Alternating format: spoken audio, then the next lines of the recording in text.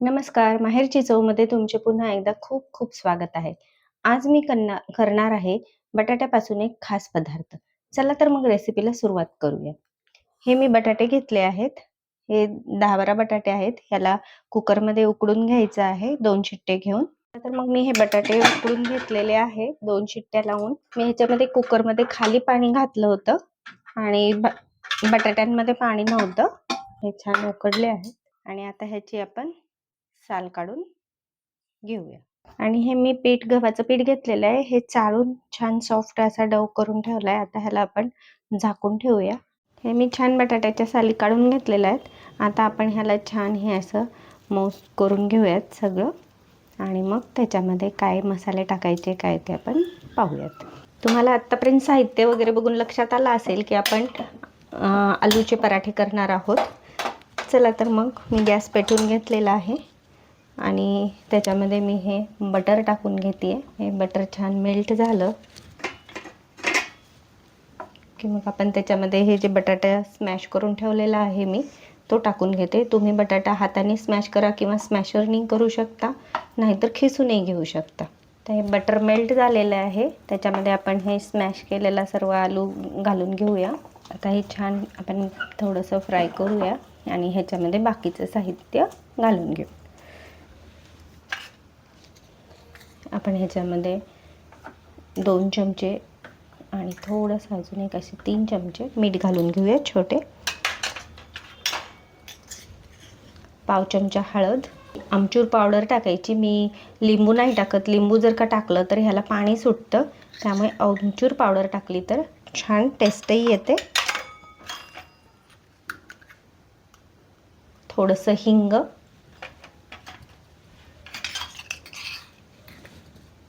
2 चमचे जिरा पावडर आणि थोडासा चाट मसाला. आणि हे जे आहे ह्याच्यामध्ये 7-8 हिरव्या मिरच्या, लसूण आणि कोथिंबीर असं मी मिक्सरला लावून घेतलेलं आहे. हे आपण ह्याच्यामध्ये घालून घेऊ. हे छान मस्त मिक्स करून घेऊया. हे असं मिक्स करून जर का सारण बनवलं आपण तर आपल्या आलू पराठ्यांना खूप छान टेस्ट येते. आणि त्याच्यामध्ये मी हा जो ओवा आहे हा ओवा क्रश करून ह्या मिश्रणामध्ये घालून घेत आहे. त्याच्याने पण ओव्याने पण खूप सुंदर अशी टेस्ट येते. आता आपण ह्याच्यामध्ये मिरची टाकलेली आहे.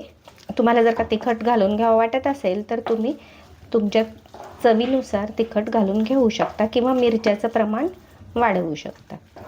हे मस्त एक 2-3 मिनटं छान फ्राय करून घ्यायचं हे.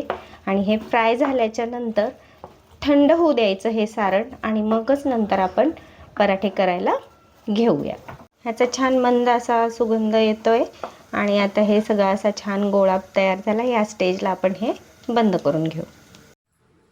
तर हे सारण घेऊया छान आणि हे जे तांदळाची पिठी आपण ह्याच्यावर टाकली आहे त्याच्यामध्ये थोडंसं घोळून घेऊ. अजून ही पिठी टाकते मी जरा आणि आता आपण ह्याला भरून घेऊया.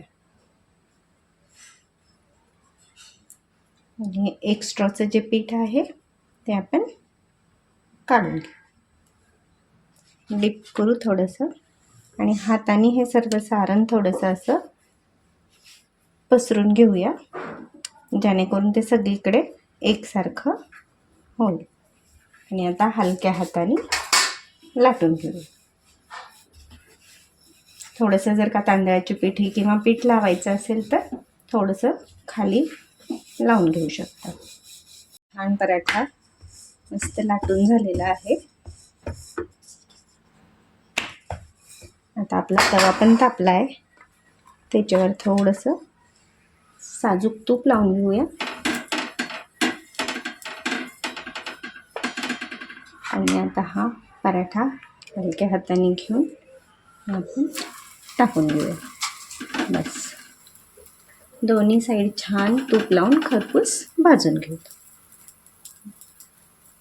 पहा हा मस्त छान आपण पराठा लाटून घेतलेला आहे. आता ह्याला छान आपण एक साईड झाली की मस्त आपण त्याला पलटून घेऊया आणि त्याच्यावर छान साजूक तूप लावून घेऊया. मस्त दोन्ही साईडने छान असा खरपूस भाजून घ्यायचा. हे पहा, हा असा मस्त दोन्ही साईडने छान असा हा खरपूस पराठा आपण तूप लावून भाजून घेतलाय. तुम्ही बटर लावूनही भाजू शकता. हे पहा, हा छान मस्त आपला आलूचा पराठा तयार झालेला आहे. हे पहा,